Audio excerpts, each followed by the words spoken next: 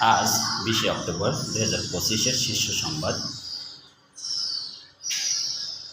বিমানবন্দরে ভয়াবহ অগ্নিকাণ্ড। হজরত শাহজালাল আন্তর্জাতিক বিমানবন্দরে কার্গো ভিলেজে ভয়াবহ অগ্নিকাণ্ডে ক্ষতিগ্রস্ত ব্যবসায়ীরা। দেশের ক্ষুদ্র থেকে বৃহৎ অনেক ব্যবসায়ীর পণ্য এক আগুনেই ছাই হয়ে গেছে। আগুনের উত্তাপ থেকে বাদ পড়েনি কেপিআই, কাস্টমস, এক্সাইজ ও ভ্যাট এলাকা। আগুন নেভাতে প্রায় 27 ঘন্টা সময় লেগেছে এবং শত কোটি টাকার ক্ষতির আশঙ্কা প্রকাশ করা হয়েছে। এবারে রাজনৈতিক ও প্রশাসনিক খবর।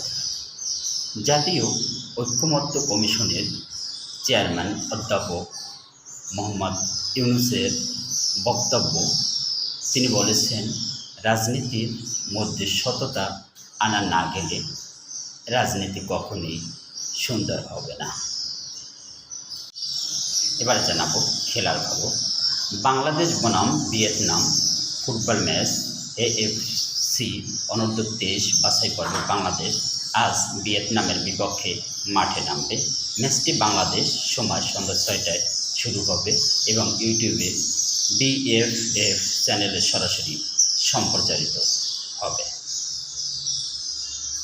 আবহাওয়ার পূর্বাভাস।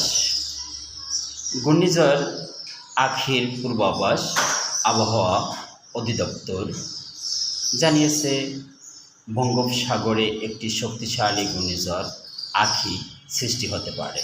এর গতিপথ ও প্রভাব সম্পর্কে বিস্তারিত তথ্য পরবর্তী সময়ে জানানো হবে। ধন্যবাদ সবাইকে।